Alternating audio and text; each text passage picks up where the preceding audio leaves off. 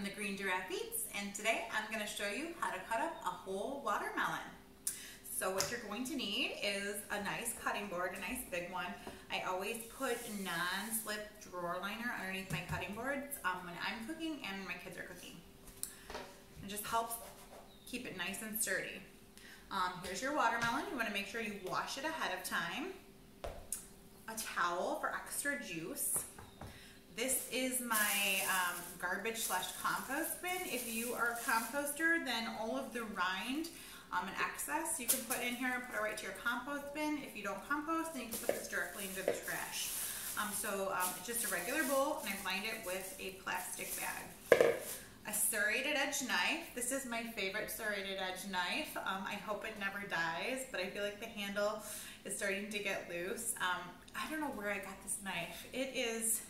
It's old. It might have even been like an aunt or an uncle or a grandparent that I got this from. I love it. I love it because it's bendy a little bit, which really helps me when I'm getting around the rind of a fruit.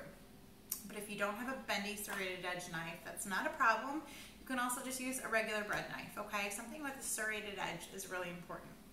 And then I have this great giant container that we put our watermelon in, and I love it because it has this little tray that it sits in the bottom, so any of the extra liquid will drip to the bottom and not make your watermelon soggy. So that's what we're going to put our watermelon in.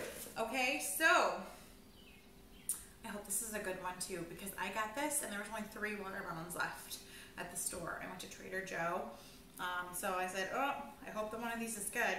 When I'm picking out a watermelon, I always look for the field spot. The field spot is where it was sitting as it was growing in the field. So it would have been kind of like laying like this, and the vine would have been attached here to where it's getting its water and nutrients from.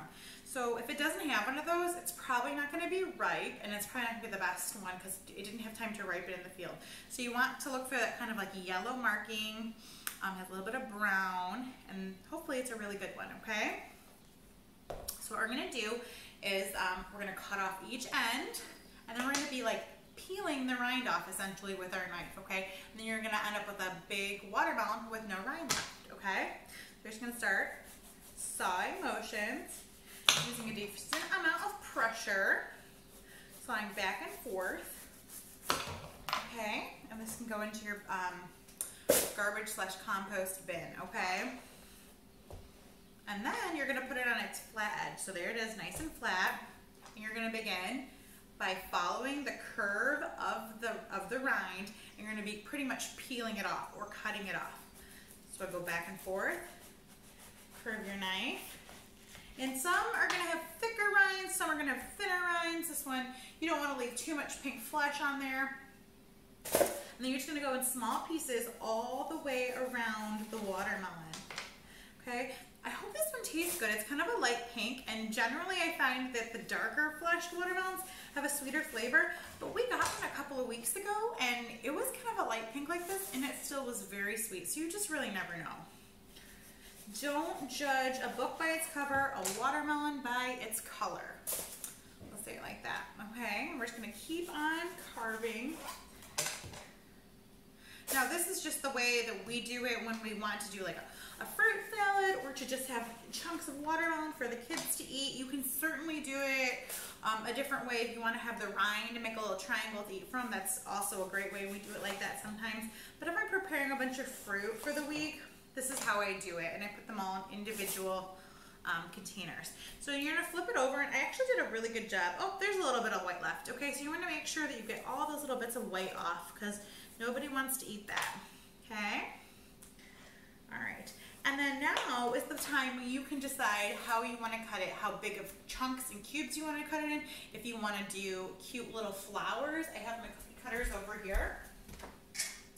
I'll just grab one right here. If you've ever gotten an edible arrangement or something, they're using little cookie cutters to cut flowers, shapes, stars, moons out of fruit. So you can use little cookie cutters if you want to make it really pretty and make pretty fruit kebabs, or you can just cut square. So I'm going to do one example of a cookie cutter.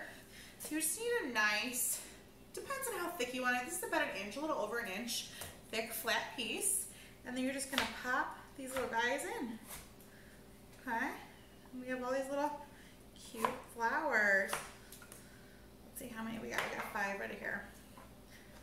Okay, we have 5 flower watermelons. So those are really fun, and then you can still eat this part too as well. So if you want to do the little cookie cutters, those are so fun. I have a link to that. I'll link to this video actually, but these cookie cutters are on my page that I have a bunch of kids resources.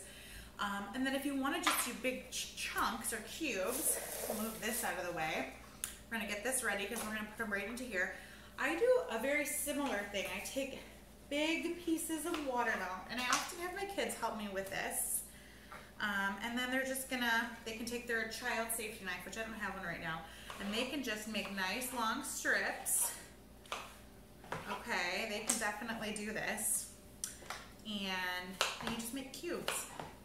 Change the direction and you make a nice cube. So I hope everyone is able to see that. And then these just go right into our giant Tupperware here. And it seems like a lot of watermelon, but my kids love fruit, especially my youngest twin, one of my twins. It's pretty much like all he wants to eat is fruit. And then we just fill this whole thing up and the watermelon chunks for maybe a week, probably my house 3 or 4 days. So yeah, that was it. Thanks for tuning in, and next week we'll be doing more fruit.